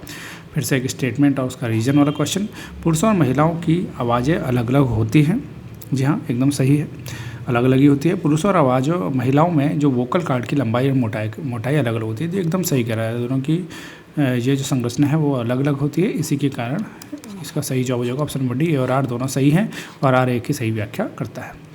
अब यहाँ पर जो है युग्म दे दिए गए हैं, आपको बताना है कौन से सही नहीं है। देखते हैं राष्ट्रीय मतदाता दिवस 25 जनवरी को मनाया जाता है, तो ये तो सही है। संविधान दिवस 27 जनवरी को नहीं मनाया जाता है, ये मनाया जाता है 26 नवंबर को, ये आपको पता ही है। मानवाधिकार दिवस जो वर्ल्ड वाला है, वर्ल्ड मानवाधिकार दिवस जो है 10 दिसंबर को मनाया जाता है, ना कि 29 जनवरी को, यानी कि दोनों ही गलत हो जाएंगे और यही आपका सही जवाब है, ऑप्शन नंबर बी 2 और 3। अब अगला प्रश्न है, निम्नलिखित को फिर से वही कालक्रम के अनुसार आपको इन्हें मिलाना है। देखते हैं सबसे पहले कौन सी घटना इनमें से होती है। इनमें सबसे पहले जो होती है घटना, ये पहले नंबर की है। 1856 में अवध का अधिग्रहण कर लेते हैं कुशासन का आरोप लगाकर लाल डलहौजी के द्वारा। फिर इसके बाद नील विद्रोह आ जाएगा, यानी कि पहला आ गया। फिर हमारा तीसरे नंबर का आएगा नील विद्रोह, जो कि बंगाल में हुआ था 1859 और 60 के दौरान, ठीक है। फिर जो अगला आएगा वो चौथा आ जाएगा द्वितीय एंग्लो अफगान युद्ध। यह हुआ था लॉर्ड रिपन का लॉर्ड रिपन के कार्यकाल में, तो ये ऊपर वाला होता है इल्बर्ट बिल विवाद। जो एंग्लो अफगान युद्ध था लॉर्ड लिटन के कार्यकाल में हुआ था 1880 के दौरान। लॉर्ड लिटन के बाद जो अगला बनता है वायसराय, वो था हमारा लॉर्ड रिपन, जिसके कार्यकाल में इल्बर्ट बिल विवाद हुआ था, यानी कि दूसरा आ जाएगा इसके बाद। तो सही जवाब क्या हो जाएगा, और इल्बर्ट बिल विवाद हुआ था 1883 में। इंपॉर्टेंट है इल्बर्ट बिल, इससे बहुत बार क्वेश्चन पूछता है, और इसलिए सही जवाब हो जाएगा 1, 3, 4 और 2, option number A. Next question है, निम्नलिखित में से किसके द्वारा खाद्य सुरक्षा में अधिकार की अवधारणा प्रस्तावित की गई, यानी कि इंटाइटलमेंट्स की अवधारणा प्रस्तावित की गई थी, और इसका सही जवाब है दोस्तों ऑप्शन नंबर 4, यानी कि अमर्त्य सेन, यानी कि केवल सी आ जाएगा इसका सही जवाब। नेक्स्ट क्वेश्चन की तरफ बढ़ते हैं। हिंद महासागर के संदर्भ में निम्नलिखित में से कौन सा कथन सही है। इसे प्राचीन यूनानियों ने इरिथ्रियन सागर कहा था, जी हाँ एकदम सही है। और अगला क्या कहता है, यह भूमध्य रेखा के दोनों तरफ फैला हुआ है, हाँ जी हाँ फैला हुआ है, तो 1 और 2 दोनों के दोनों सही हो जाएंगे, इसका सही जवाब। 131वां प्रश्न है, विश्व बैंक और अंतर्राष्ट्रीय मुद्रा कोष यानी IMF के संदर्भ में कौन से कथन सही हैं। विश्व बैंक और अंतर्राष्ट्रीय मुद्रा कोष की स्थापना एक साथ की गई थी और उन्हें लोकप्रिय रूप से ब्रेटन वुड्स जुड़वा भी कहा जाता है, एकदम सही है यह कथन, ठीक है। दोनों के दोनों एक साथ ही इनका क्या है किया गया था। एक मिनट, फिर कहता है अंतर्राष्ट्रीय मुद्रा कोष और विश्व बैंक का मुख्यालय क्रमशः वाशिंगटन डीसी और न्यूयॉर्क में स्थित है। जी नहीं, दूसरा कथन इसलिए गलत हो जाए क्योंकि जो IMF और वर्ल्ड बैंक है दोनों के मुख्यालय वाशिंगटन डीसी में ही स्थित है, ना कि न्यूयॉर्क में। दोनों के दोनों यहीं स्थित है, न्यूयॉर्क इसमें गलती दे दिया है, इसलिए केवल पहला हो जाएगा इसका सही जवाब। अगला प्रश्न देखते हैं। सूची दे दी गई है, शिष्य है और उनके गुरु, इनको मिलाना है, शिष्यों को उनके गुरु से मिलाना है। कबीरदास जी के गुरु, अमीर खुसरो जी के गुरु, सूरदास जी के, मर्दाना जी के, ठीक है। देखते हैं, कबीर के गुरु फेमस स्वामी रामानंद जी, यानी कि एक का हो जाएगा दूसरा। अमीर खुसरो के जो गुरु थे वो निजामुद्दीन औलिया, यानी कि तीसरा हो जाएगा। सूरदास के गुरु थे वल्लभाचार्य, यानी कि चौथा। और मर्दाना के गुरु हो जाते हैं गुरु नानक देव। 2, 3, 4 और 1 हो जाएगा इसका right answer, option number B हो जाएगा यहाँ पर सही जवाब। नेक्स्ट क्वेश्चन है, निम्नलिखित में से कौन सी ठंडी महासागरीय धारा नहीं है, और इसका सही जवाब हो जाएगा एक तो अगुलहास की धारा, यह ठंडी नहीं है, और ब्राज़ील की धारा, यह भी ठंडी नहीं है, ठीक है।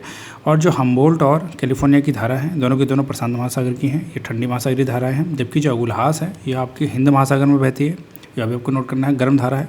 ब्राज़ील धारा यह भी अटलांटिक में चलती है, ब्राज़ील वाली कौन सी है, अटलांटिक में है, यह भी राइट करना है, यह हिंद महासागर में है, और दोनों की दोनों क्या है, गर्म धाराएँ हैं। इसलिए क्वेश्चन पूछा गया है ठंडी चुनना है, ठंडी नहीं है पूछ रहा है, तो ठंडी ये दोनों ही नहीं, क्योंकि ये दोनों गर्म है, तो केवल 1 और 2 हो जाएगा इसका राइट आंसर। बढ़ते हैं अगले प्रश्न की तरफ। 134वां प्रश्न क्या कहता है, पर्यावरण की वहन क्षमता के संदर्भ में निम्नलिखित में से कौन से कथन सही हैं। संसाधन निष्कर्षण की दर संसाधन सृजन की दर से अधिक रहनी चाहिए। दूसरा कहता है अपशिष्ट का उत्पादन पर्यावरण की अवशोषण क्षमता के भीतर रहना चाहिए, और इसका सही जवाब है ऑप्शन नंबर दूसरा, केवल 2 हो जाएगा सही जवाब, क्योंकि अपशिष्ट का उत्पादन पर्यावरण की अवशोषण क्षमता के भीतर ही रहना चाहिए, यह सही हो जाएगा। क्योंकि पर्यावरण की जो वहन क्षमता है दोस्तों, यानी कि जो कैपेसिटी है, कैरिंग कैपेसिटी, इसका अर्थ होता है कि संसाधनों के दोहन की दर उसके दोबारा से बनने की दर के कम हो या फिर उसके बराबर हो, ताकि जो हमारे संसाधन है वो ख़त्म ना हो। इसलिए पहला कथन हमारा गलत हो जा रहा है। यह कहता है ना कि अधिक हो जाए, अधिक रहेगी तो भाई सारे संसाधन खत्म हो जाएंगे हमारे, अगर हम उसको इतना एक्सट्रैक्ट करेंगे तो, ठीक है। तो यहाँ पर सही जवाब हो जाएगा केवल दूसरा। नेक्स्ट क्वेश्चन देखते हैं, कौन सा युग्म सही सुमेलित नहीं है। देखिए लिपुलेख दर्रा, यहीं पर ही आपको पता है लिपुलेख दर्रा आपका उत्तराखंड में है, ना कि लद्दाख में। बाकी तीनों सही हैं, इनको पढ़ भी लीजिए। नाथुला कहाँ पर है? सिक्किम में। बोमडिला अरुणाचल में है। सिप किला हिमाचल में। ठीक है, तो इसलिए केवल एक is the right answer. Next question है, निम्नलिखित में से कौन सा देश खाड़ी सहयोग परिषद का हिस्सा नहीं है? हिस्सा नहीं है पूछ रहा है दोस्तों, तो इसके हिस्सा ईरान और इराक नहीं है, बाकी दोनों तो हैं ही हैं, बहरीन और कतर। ठीक है, अगला प्रश्न की तरफ, यानी कि इसका सही जवाब क्या होगा? दूसरा और तीसरा, option number A. Next question है, कथन और कारण। कथन में क्या है? भारत में जनहित याचिका यानी PIL कानून के शासन यानी रूल ऑफ लॉ के लिए आवश्यक है। और दूसरा कहता है कि इसका कारण यह है कि जनहित याचिका सामाजिक और आर्थिक रूप से कमज़ोर वर्गों तक न्याय की प्रभावकारी पहुंच को सुनिश्चित करता है, इसमें बनाता है। तो ये दोनों एकदम सही कह रहा है, ए और आर दोनों सही हैं और आर ए की सही व्याख्या करता है। नेक्स्ट क्वेश्चन, अगला प्रश्न है, बायोस्फीयर रिजर्व दे दिया है और राज्य है, कौन सा इसमें सही सुमेलित नहीं लिखा गया है? तो इसमें जो नोकरेक है दोस्तों, ये मणिपुर में नहीं है, यह गलत हो गया, क्योंकि जो नोकरेक है वो मेघालय में है। याद रखना है, नोकरेक कहाँ पर है? मेघालय में, ना कि मणिपुर में। मानस असम में है, अगस्तमलाई केरल में है। कौन सा सही नहीं है पूछ रहा है, तो केवल एक सही नहीं है यहाँ पर। अगला प्रश्न है 139वां, आपसे जो यहाँ पर पुरस्कारों की श्रेणी लिखी गई है और उन्हें मिलाना है कौन उसके विजेता रहे हैं। जैसे पुलित्जर पुरस्कार में फिक्शन की श्रेणी में जो विजेता थे वो पर्सिवल एवरेट थे, यानी कि ए के आगे आ जाएगा चौथा। संगीत में जो मिला था वो सुसी इबारा को, यानी कि बी का तीसरा हो जाएगा। ठीक है, और जो जीवनी में है ना, जीवनी यानी कि बायोग्राफी में जो मिला था, बायोग्राफी में मिला था आपका जेसन को, जेसन रॉबर्ट्स, यानी कि ऑप्शन नंबर 1। और लास्ट वाला हो गया आपका दूसरा। तो इस तरीके से चौथा, तीसरा, पहला और दूसरा इज द राइट आंसर हो जाएगा ऑप्शन नंबर सी। अगला प्रश्न है, कौन सी घटनाएं कब घटित हुई थी? 2011 में कौन सी घटनाएं घटित हुई थी? देखते हैं। बंगाल का विभाजन रद्द करना, जी हाँ हुआ था। राजधानी का कलकत्ता से दिल्ली परिवर्तन, जी हाँ यह भी हुआ था। कांग्रेस था मुस्लिम लीग के लखनऊ समझौता, यहाँ नहीं होता है, यानी कि केवल ए और 2 हो गया। 1916 में होता है ये लखनऊ समझौता, इसलिए तीसरा आपका गलत हो जाएगा, option number A is the right answer. Next question है, अनुसूचियाँ दे दी गई हैं, शेड्यूल है, शेड्यूल्स को मिलाना है कि किस शेड्यूल में क्या लिखा गया है। जैसे 7वीं अनुसूची, जिसको जानते भी हम फेमस रूप से समवर्ती सूची के बारे में, तो यानी कि तीसरा हो जाएगा। ए के आगे क्या लिख देंगे? तीसरा। 8वीं में पता ही है आपको कि भाषा के बारे में लिखा गया है, तीसरे का। सारी की सारी अनुसूचियाँ 12 अनुसूचियाँ, 12 को अच्छे से याद करना है। 9वीं अनुसूची में जो है भूमि सुधार के बारे में बताया गया था, यानी कि चौथा आ जाएगा यहाँ पर। लिख नहीं रहा, लेकिन कुछ अधिनियमों और विनियमों का सत्यापन, लैंड रिफॉर्म्स के बारे में हुआ था, यह तीसरे सी का हो जाएगा आपका चौथा। और 10वीं अनुसूची जो कि दल बदल के आधार पर योग्यता से संबंधित है, तो इसका हो जाएगा दूसरा। तीसरा, पहला, चौथा और दूसरा हो जाएगा right answer, option number C. अगला प्रश्न है 142वां, दिल्ली सरकार के बायो डिकम्पोजर एंड स्प्रे कार्यक्रम के संदर्भ में कौन सा कथन सही है? ठीक है, दिल्ली और आसपास के इलाके में क्या होता है कि सर्दियों में जो है पराली जलाने से जो है प्रदूषण हो रहा था, वायु प्रदूषण, उसी के रिगार्डिंग जो है यह स्प्रे कार्यक्रम चलाया गया था। देखते हैं कथन क्या कहता है। पराली को खाद में बदलने के लिए मदद के लिए किसानों को बायोडिकम्पोजर घोल मुफ्त में उपलब्ध कराया जाता है, एकदम सही लिखा है। बायोडिकम्पोजर घोल कई कवकों का उपयोग करके तैयार किया जाता है, दोनों के दोनों सही हैं, ऑप्शन नंबर बी हो जाएगा राइट आंसर। अगला प्रश्न है, नगर दे दिए गए हैं और नदी लिखे गए सामने, पूछ रहा है कौन से सुमेलित नहीं है, तो इसका सही जवाब हो जाएगा दोस्तों न्यू ऑरलियंस मिसौरी, यह गलत हो जाएगा। क्यों हो जाएगा? न्यू ऑरलियंस शहर जो है मिसौरी पर नहीं है, यह मिसिसिपी पर है, मिसिसिपी पर है, यह अच्छा क्वेश्चन था, है ना। और इसके अलावा जो भारत का हैदराबाद शहर है वो पलेरू पर नहीं, वह मूसी नदी पर है, तो इसलिए तीसरा और चौथा हो जाएगा इसका राइट आंसर। अगला प्रश्न है कथन और कारण। कथन लिखता है उपभोक्ता अधिकतम खुदरा मूल्य यानी कि MRP, जिसे MRP बोलते हैं, से कम पर मोल भाव कर सकते हैं। कारण है MRP वह मूल्य है जो विक्रेता को क्रेता से वसूलना ही होता है। ठीक है, यह स्टेटमेंट है, तो इसका स्टेटमेंट ऑप्शन बी हो जाएगा सही जवाब, क्योंकि ए सही कह रहा है और आर गलत है। आर तो एकदम गलत लिख रहा है इसमें, तो केवल बी हो जाएगा इसका राइट आंसर। बढ़ते हैं अगले प्रश्न की तरफ।